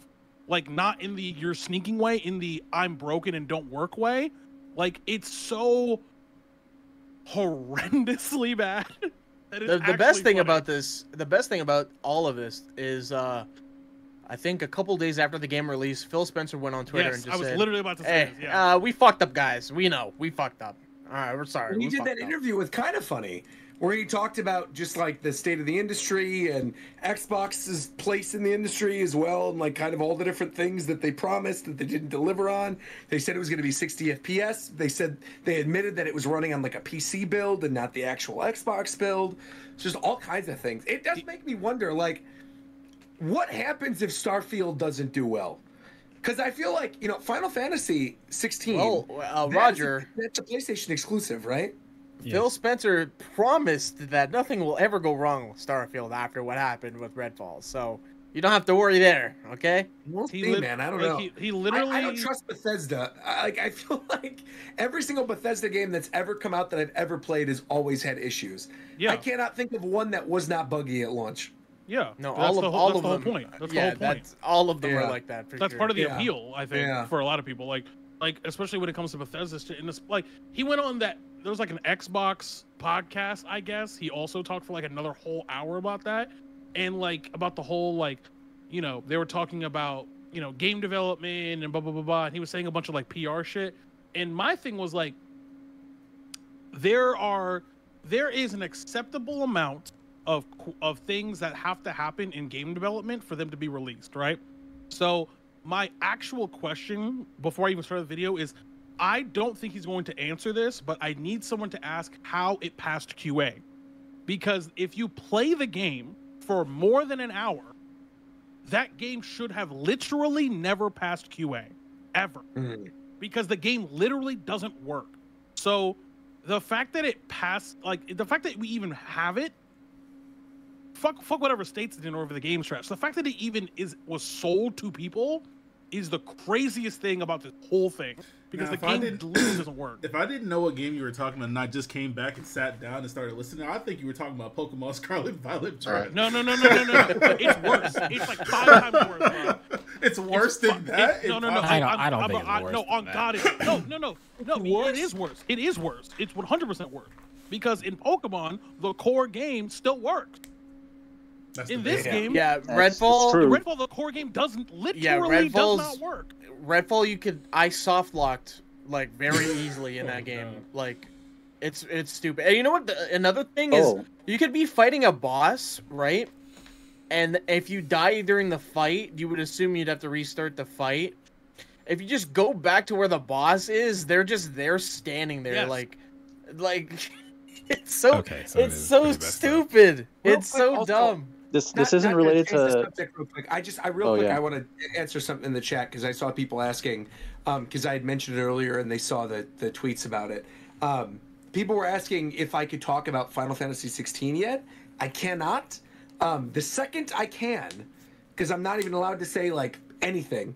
The second I can say something, I will talk about it on the show. So rest assured, 16 impressions will be coming. Stay tuned. Sorry, go ahead. That means it's on a Monday, guys. But like, yes, it's worse. It's worse than Pokemon, because at the end of the day, the core game of Pokemon still works, and this game literally does not. I had another tangent after Coast mentioned soft locking. It's not about Redfall, but the new Star Wars game that just came out. Apparently, there's a thing in it where if you do some fancy parkour and like sequence breaker and get into like an area you're not supposed to, it pops up like a warning of like, hey, you're not supposed to be here yet. If you keep going, like the game might be busted. And people were getting like really uppity about like, oh man, I can't believe they put like anti-speedrunning tech in this game because like it pops up a menu that you have to like confirm that you want to keep playing. But it's like that dialogue is literally the opposite, right? Yeah. Like if they have the ability to detect, if they have the ability to detect when you have like gone out of sequence, when you've gotten into an area you're not supposed to, they could have just blocked you from getting into that area. So people were getting all upset that this was like a message. Yeah, it pops up like a message. Sorry, Sorry, what, Roger? No, I was just saying that's confusing. I've never heard anything that does that. Like you pop out to an area you're not supposed to be in, and it asks like, "Do you want to keep going?" Yeah. So like, there was an example of like a person is like up on a ledge, and like they do this like really long jump, and they do like a double jump, and then they do like an air spin in like a way that like gets them more distance. They basically just sequence break the game. Yeah. And they like get across a gap that they're not supposed to be able to get across without like an ability that they get later or whatever. And like the game just pops up a message. It's like, hey, you're not supposed to be here yet. Like this could lead to like a problem with like your save file or like you not actually being able to progress because you're not supposed to be here. And people were like getting upset that like this is like anti-speedrunning tech. Not anti-speedrunning. People were upset because they were on Twitter and thought, oh, if they knew this part of the game was broken, why put a message and just not fix it instead? That's not the intent of that message. It's there because, like, it's not there to prevent you going out of bounds necessarily. I understand totally what you were saying, too, with, like, it almost being the opposite, right? Being like, yeah, you could speedrun whatever, but just know that, like, this isn't what we planned for the game, right? Yeah, like they could, if they have the ability, because what I assume they're doing is that they have every area like flagged for like, oh, like you're supposed to have this ability and like this item or whatever when you get to the zone, and like if you don't have one of those things, it just pops up the warning. But like if that's the case, if they have a system for doing that, they could just like make you like fucking just die or like fade to black and like respawn somewhere. Like they could just stop you from like doing that. So the fact that they give a pop up and be like, hey. Just real quick, while we're on the topic, has anyone played Jedi Survivor yet? No. I have not. No. Okay. I mean, it looks really cool. I just haven't played the first one either, so. I want to play the first one. I want to play both of them. You know, I tried with Fallen Order. I tried a couple times because it was free with my PS Plus thing, and I thought, oh, you know what? I'll download it and just see if I like it. And I think I got to like the second or third area where you're in like these, you're on this like mountainside where it's just like these generic gray mountains, and all the little like bottom parts of the mountains are hexagons, and I don't know. I just couldn't be asked to continue playing it. I want to. I like Star Wars. I like the world of Star Wars, but I don't know. Something about that game just like did not stick with me. I don't know if it's just like the animations or the way the character moves. I'm not sure. Yeah. I can't stick around too much longer, so I'm just going to speed run. Cautiously excited for Diablo 4. I'm going to try it. I hope it doesn't suck ass. I'm a little worried it will. FF16, I sure hope I can find a fucking PS5 because I really want to play it. You'll be able to. It's much easier to get now.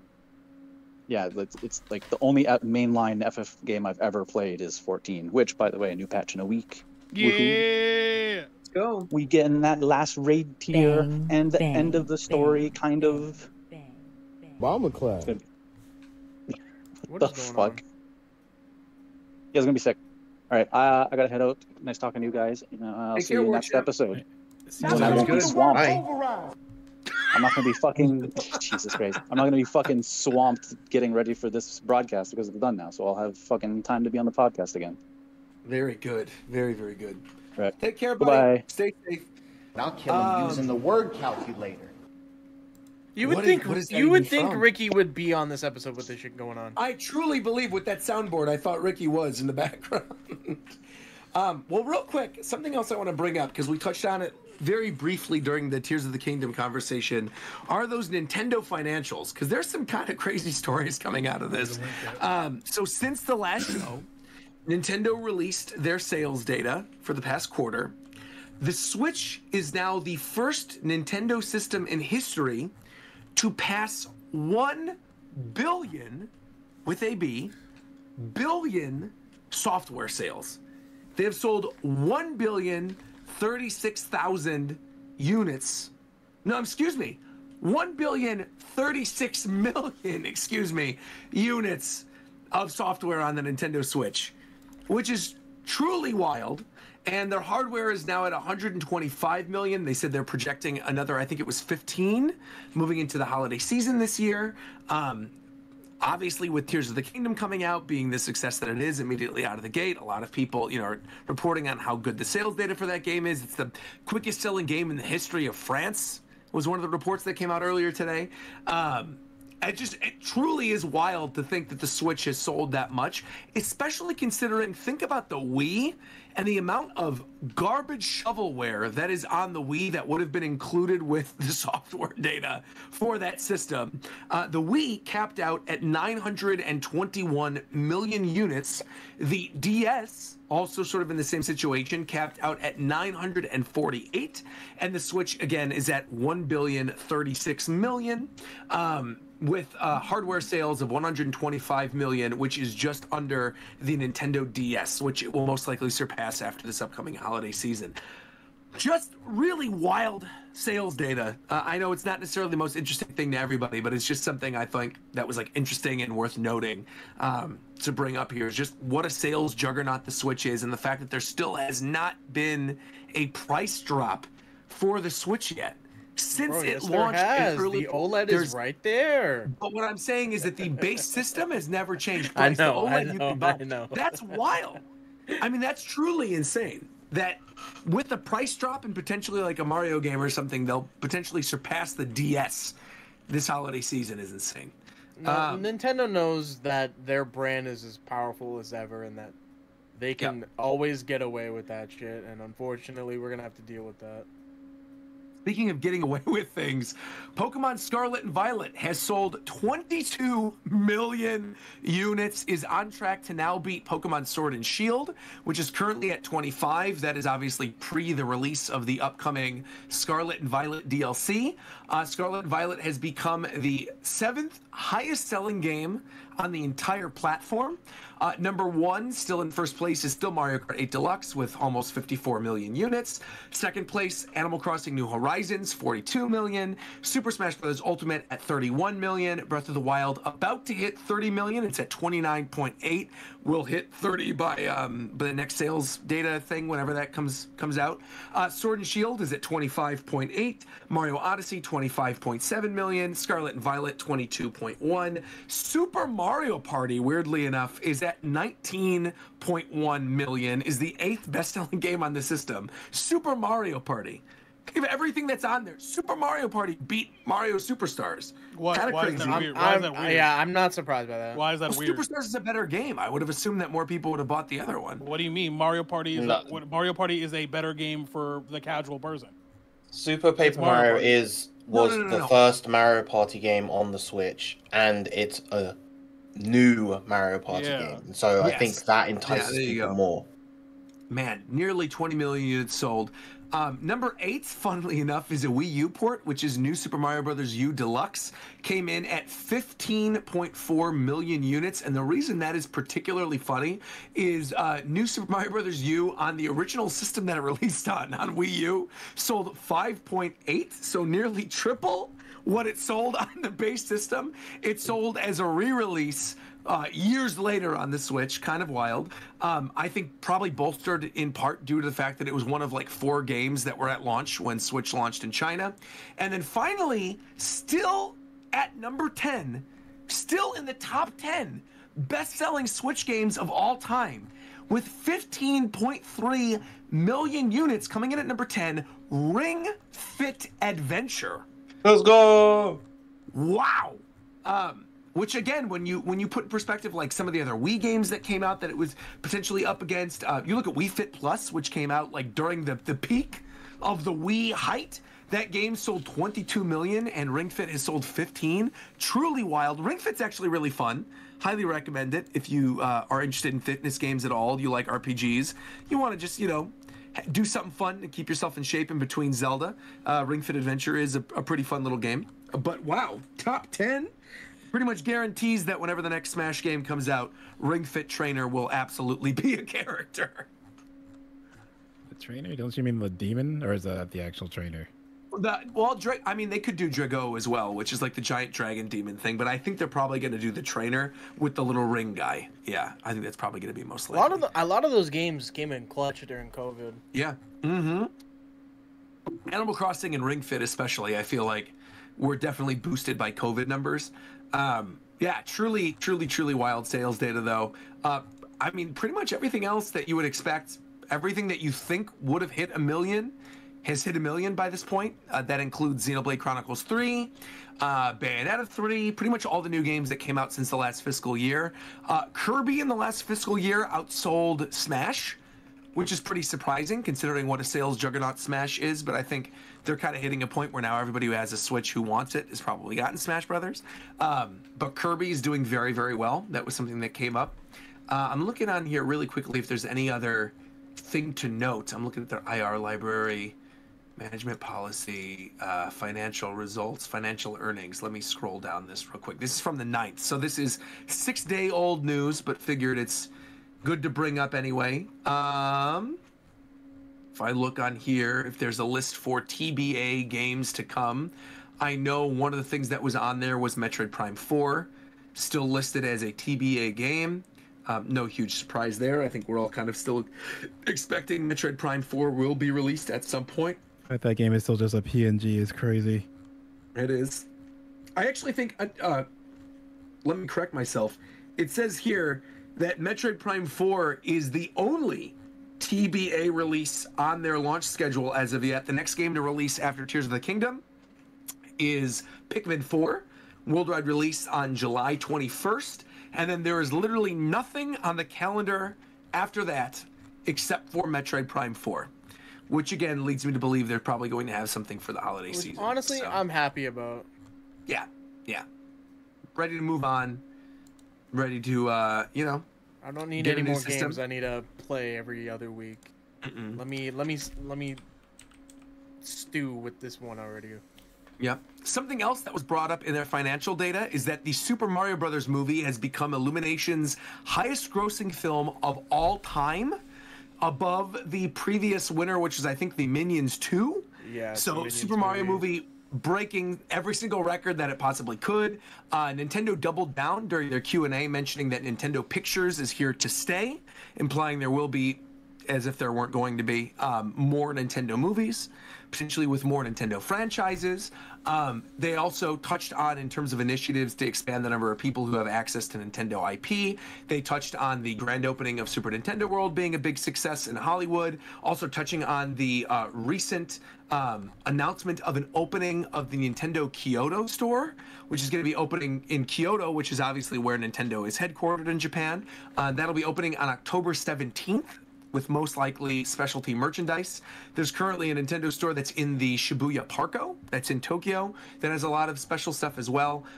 Also, let me clarify something real quick. There were 2 other games that were on the launch schedule outside of Pikmin 4 and Metroid Prime. It's weird that they actually separated these. One was the Scarlet and Violet DLC, the Area Zero DLC, that says it's now planned for a fall 2023 release with a second release of Part 2 in winter of 2023, and then a double clarification that Wave 5 and 6 of the Mario Kart DLC will also be arriving by the end of this year.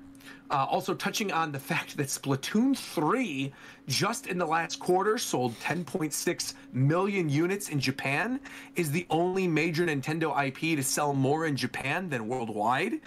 Also interesting to touch on. People in Japan love their Splatoon. They love their Squid Kids. I don't. Fuck that game. And then I'm looking if there's anything else in the Q&A that might be worth noting. People were talking about Tears of the Kingdom. I don't know if it's listed listed in there, but I know that the Mario movie is going to be streaming this week. So yes, the Mario movie, the digital release comes out at the end of this week. I think it's the... Or no, I think in certain territories, I think it's already out, right? Oh, no, yeah, the 19th. So it's Friday. Might be out. Yeah. It comes out Friday. Digital release in a lot of territories. Came out in Japan 2 weeks ago as well. A lot of people were giving their impressions there.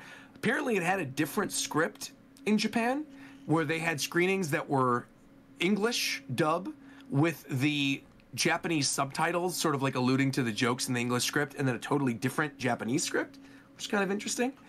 But yeah, the last little thing to mention while you were talking about the Mario movie, this was a question from their Q&A summary with some of the...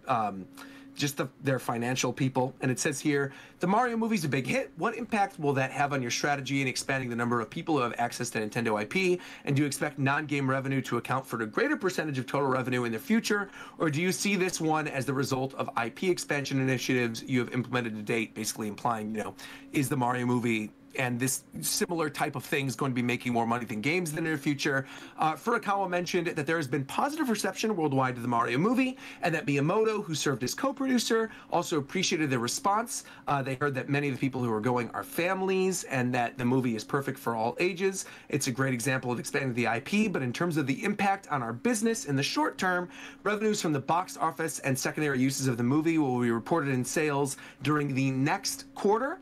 And while they are seeing positive effects, there is still obviously a huge focus on video games, and they do not expect the Nintendo IP, in terms of just pictures alone, to completely outsell or overshadow the video games, which is not a huge shock, but I think something else to note, moving forward with new Nintendo movies coming out and things like that. So, yeah, but either way, really interesting financial data from Nintendo. Lots of things coming, with Tears of the Kingdom, I'm just super interested to see what the sales data is going to be like in 3 months, and what this is going to mean for other games as well. Whether this means more people are going to be buying Breath of the Wild, if there is going to be a sales drop, if by the next fiscal quarter they are going to announce that there's going to be some type of new system.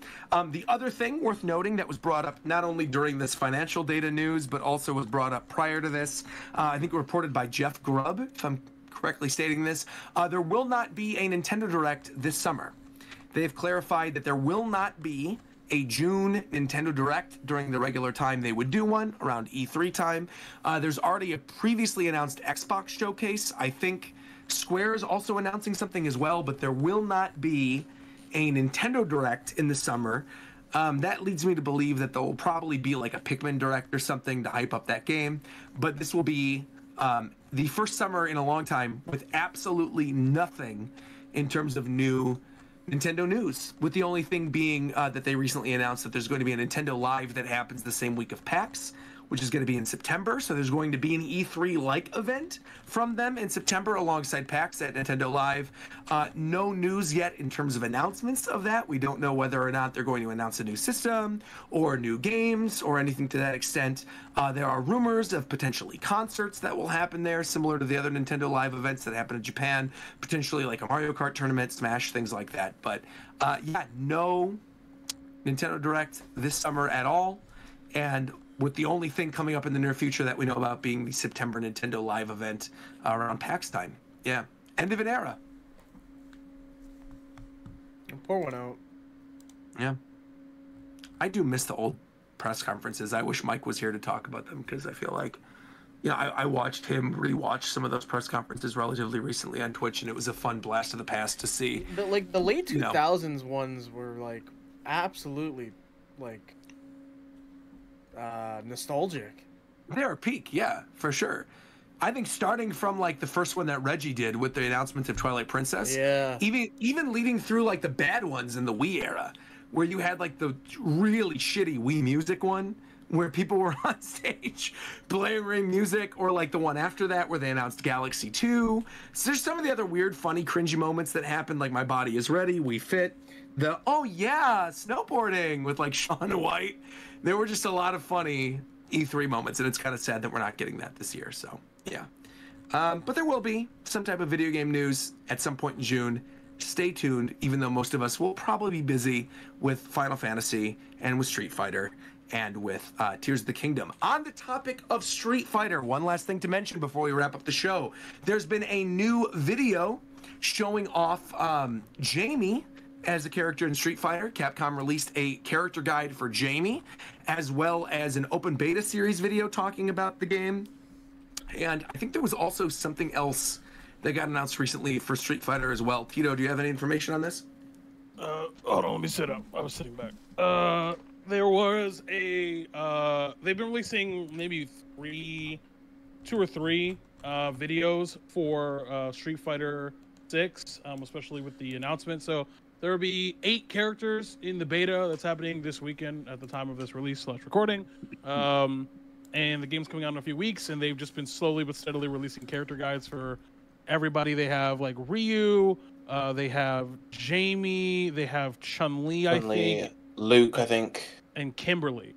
So they're releasing them slowly but surely to give everybody kind of a feel, really trying to get the casual player in to the game.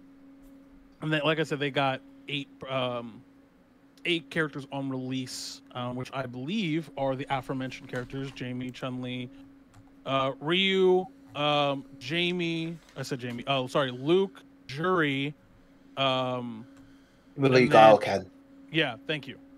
It's the same. This open beta is going to be the same as the previous closed betas. It's just obviously available to everybody now. Yep.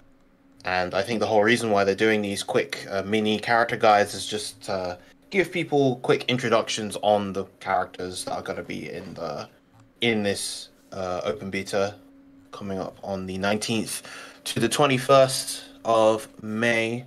Mm-hmm.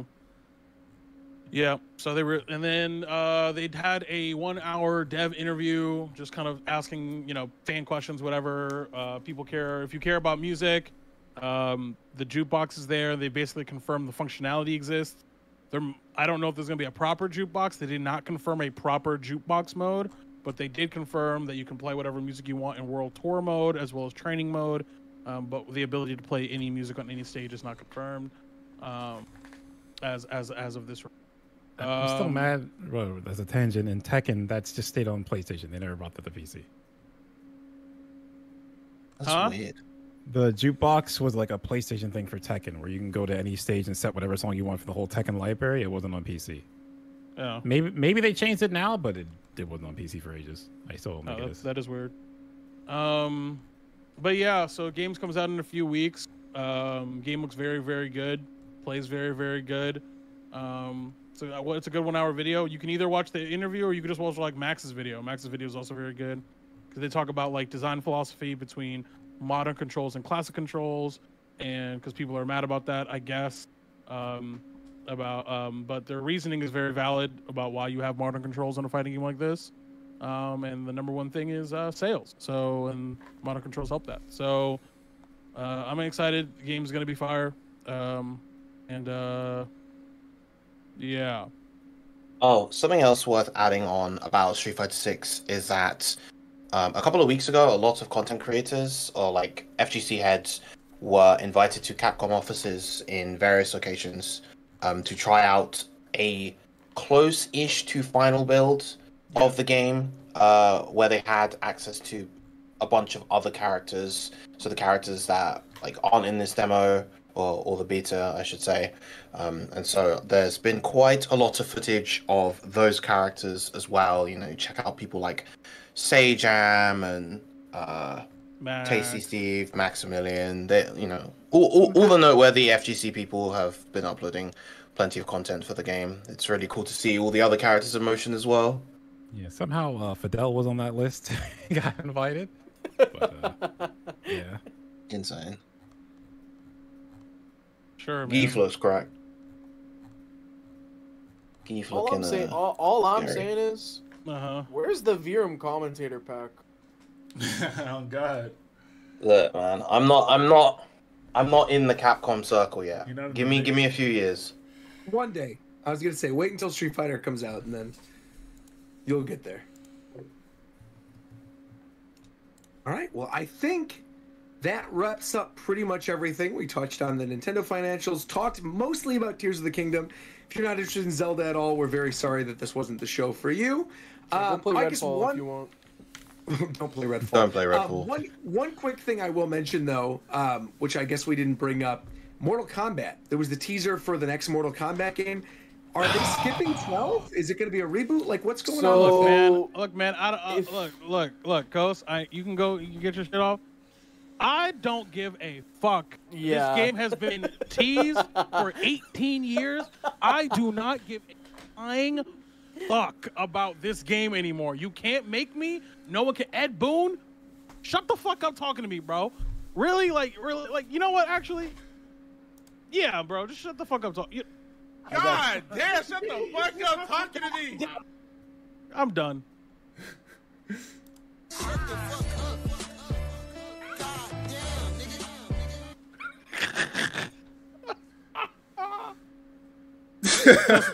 Coach, did I cover what you were gonna say? I was gonna explain that there's like a theory of why that trailer happened. Yeah. What's the theory? Let's hear it. Oh, well, basically at the end of 11, it's implied that Raiden resets the Mortal Kombat timeline, so that's why it's gonna go from 11 back to 1, because it'll basically be starting like a reboot. New. Yeah, like it's basically a gets reboot. the power, and with the power Chronica, everything goes back, and now he's like in Raiden's position. Yeah. But it's just the thing for me is they just did this with Mortal Kombat 9. Like the whole premise of MK9 is Raiden from the end of Armageddon basically sends a vision to the past of himself at the time MK1, and so 9 kicks off with him trying to correct what happened to get it to Armageddon. Yeah, it's stupid. So they're gonna do it again. Cool for them, but until that game stops being the ugliest animated game I've ever seen in my life, games, I bro. don't. Injustice and Mortal Kombat. That's what I was gonna say. Give a fuck, Them stiff ass motherfucking RJ Barrett ass characters, bro. The fucking stick figure, pajama Sam looking ass motherfuckers, What's interesting is there's rumors that for the new Mortal Kombat, there's a possibility that Homelander might be a character. Homelander? Yeah, I saw Homelander and that? Peacemaker, the boys. Like from That's The the main character Boys? from the boys. Yeah. Yeah. I thought Peacemaker was John Cena. No, yes, no. Yep. So He is. Peacemaker's the Homelander's other from the one. boys. Peacemaker Homelander's is from the John boys. Cena. Which one's Homelander? Is he the guy with a beard? No, he's No, the blonde guy Homelander that is the- that yeah. has Oh, like. is he the memed guy? Yes. Okay, Yes. sure. You know the Yes, perfect yes. guy. Yeah. Yes. Down to the last minute detail, that guy. Look, man, I just don't Like, Give a here's the damn. thing. You Bro. don't Here's the give thing a about fuck. here's Here's the thing about NetherRealm in general, right? Is that game, and I mean this with all my soul. Okay, it is 2023, arguably about to be the greatest game, or greatest year for fighting games since 2009. Okay, which was the hugest renaissance in fighting games in terms of influx of new players. Okay, you're not gonna tell me that if they do the same animation, and I have to sit there and look at Mortal Kombat before or after Street Fighter 6 and Tekken 8, you got me all the way fucked up. Bro, if I gotta see them ugly ass cakes in neutral one more time, I swear to God. You got me all the way fucked. I'm talking upstairs. Like, what? Oh, my boy, God. Attic, bruh. I'm really on the roof right now. On the rooftops. I'm on top of that chimney. Fuck out of here. Someone also on the rooftops ready to jump are Silk Song fans. This is something else that actually happens in the last show. Or the fact that Silk Song, well, I mean, this is something that came up recently, is Silk Song has been delayed. It is not going to be coming out in the time frame that Xbox basically said it was going to be coming out in. Silk Song is getting delayed for probably a while. Are we doing the thing where we talk about all the games that got delayed? Because I got another one. Yeah, let's hear it. Suicide Squad, Kill the Justice League has also been delayed basically until next year. Yeah, that game needed I it. genuinely thought that game already came out. No. Thank God it did. That was definitely about to be a Redfall. Yeah, that was about to be a Redfall, but they were like, you know what, we might need to, you know what I'm saying? Like, yeah, they probably don't want it to be the same thing. I do have faith, though, that when Silk Song comes out, it'll be fantastic. So let them cook. You know, take your time with it. No rush to get Silk Song out there. We're fine. I'm sure Xbox is not happy because that came out during their direct or whatever is when they said it would be coming out on Xbox within the year. But again, who cares? You know, Silk Song is going to come out when it comes out. I'm sure it'll be great. So, you know what you should care about, though? What should I care about? The Xenoblade Future Redeemed roundtable that we just had uploaded on YouTube this week, if you have not watched it. Thank you for bringing that up, Coast. Yes, once again, if you are at all interested in Xenoblade, me, McDareth, Viram, and Coast did a roundtable regarding the Future Redeemed DLC for Xenoblade Chronicles 3, talked about just how fantastic it was, and it was a full spoiler discussion of all the different story beats, things we liked in the game, and how it improved on Xenoblade 3. So if that is at all something you are interested in, that is available for everybody on our YouTube channel, which is youtube.com/the Japan Time Podcast. You can search for Japan Time Podcast on YouTube, on Spotify, pretty much wherever there are podcasts, but make sure to follow us on Spotify and make sure to subscribe to the YouTube channel. We will be back in 2 weeks talking more about Tears of the Kingdom and potentially some other games as well, other things that are getting released, maybe some other things that will get announced in the meantime, so look forward to that. And until next time, like, comment, subscribe, and we'll talk to you guys later. Good night, everybody. Somebody's getting fired. Somebody's getting fired. Hurry the.